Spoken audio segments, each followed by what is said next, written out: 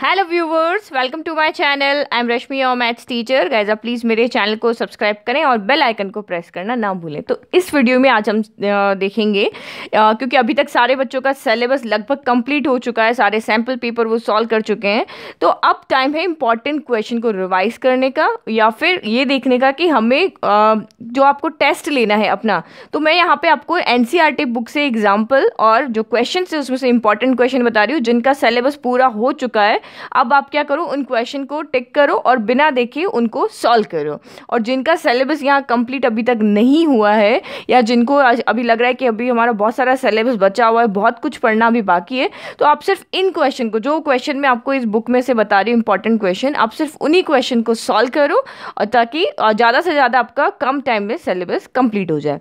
तो सबसे पहले यहाँ पे चैप्टर वाइज मैंने आपको यहाँ बना रखा है कि चैप्टर 1 रियल नंबर में से 1.1 एक्सरसाइज में से कौन सा इंपॉर्टेंट है, 1.2 में से कौन सा इंपॉर्टेंट है, और एग्जांपल्स भी मैंने आपको यहाँ पे बताए हुए हैं। ठीक है, तो इसी तरह से आप इसका क्या करो, या तो स्क्रीनशॉट ले लो, या फिर ये जो मेरा ब्लॉग आईडी है यहाँ पे ये पूरा मैं डाल के रखूँगी, वहाँ से आप डाउनलोड कर सकते हो। और नहीं तो आप इसको सामने रखो और बुक में क्वेश्चन को सीधा सीधा टिक कर लो कि कौन कौन से क्वेश्चन मैंने बताए थे, और आप इनको अच्छे से सॉल्व करो। तो ये चैप्टर 1, 2, 3 और ये 4 यहाँ तक मैंने बता दिया। फिर उसके बाद यहाँ 5, 6 और 7, तो ये सारे क्वेश्चन। और उसके बाद हमारा नेक्स्ट है ये 8th। सिर्फ ये क्वेश्चन करके भी आप 90% मार्क्स ले सकते हो। ये आपको एनसीईआरटी में से ये क्वेश्चन करने हैं सॉल्व, और उसके बाद आपको जो मैंने 2017, 18, 19 या लास्ट 5 ईयर्स के सैम्पल पेपर और एग्जाम पेपर को अगर आप अच्छे से सॉल्व कर लोगे तो आपके 90% से अबव मार्क्स आ जाएंगे। तो ये चैप्टर 13 तक हो गया, और ये 14 एंड 15।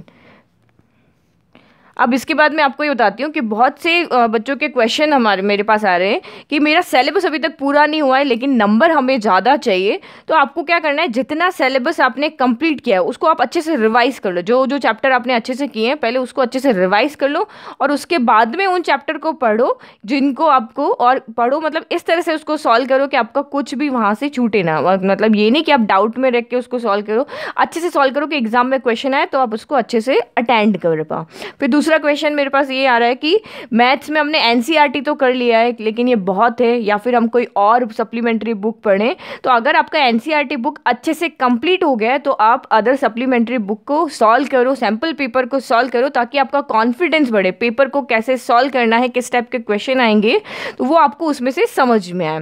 फिर और ये है कि कभी कभी हमें लगता है कि हम सब भूल रहे हैं, आपका पूरा सिलेबस हो गया लेकिन आपको ऐसा फील हो रहा है कि हम सब अभी भूल रहे हैं, अभी कुछ याद नहीं है।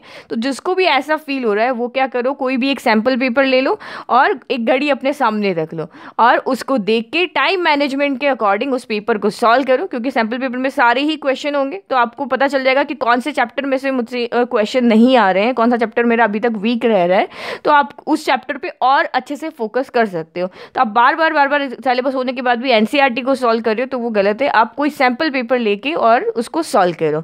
फिर ये एक क्वेश्चन ये भी है कि हमने चैप्टर के बीच में से क्वेश्चन आ जाएंगे कोई और जो हमने नहीं किया है, तो आप अगर आप प्रैक्टिस करोगे, सैम्पल पेपर को सॉल्व करोगे, अदर बुक को सॉल्व करोगे, उसमें से कुछ क्वेश्चन नहीं आ रहा है तो आप अपने टीचर से पूछो, डिस्कस करो। अगर आपके कंसेप्ट क्लियर है, अगर आपके बेसिक सारे क्लियर है, फॉर्मूलाज सारे क्लियर है, आपकी आइडेंटिटीज आपको सारी लर्न है और थ्योरम्स आपकी सारी क्लियर है, तो आप ईजिली उन क्वेश्चन को अटेंड कर पाओगे। नहीं, अगर आपको फिर भी समझ में आता है तो मेरे यहाँ पे कमेंट बॉक्स में क्वेश्चन को शेयर करो। नहीं तो आपको मैं अपना व्हाट्सएप नंबर, जो ऑफिशियल मेरा व्हाट्सएप नंबर है वो मैं आपको बताती हूँ, उस पर आप मुझे व्हाट्सएप कर दो ताकि मैं आपको जल्दी से जल्दी उसका वीडियो बना के आपको उसका आंसर शेयर करूँ। तो मेरा व्हाट्सएप नंबर है 8427291718। ओके, और अगर आपको इस पेपर का यहाँ पे व्हाट्सएप पे चाहिए तो आप मुझे इस नंबर पे व्हाट्सएप करके और मुझसे सीधा ये पेपर का फ़ोटो भी ले सकते हो। तो प्लीज़ मेरे इस वीडियो को लाइक, शेयर और सब्सक्राइब करना ना भूलें। Thank you.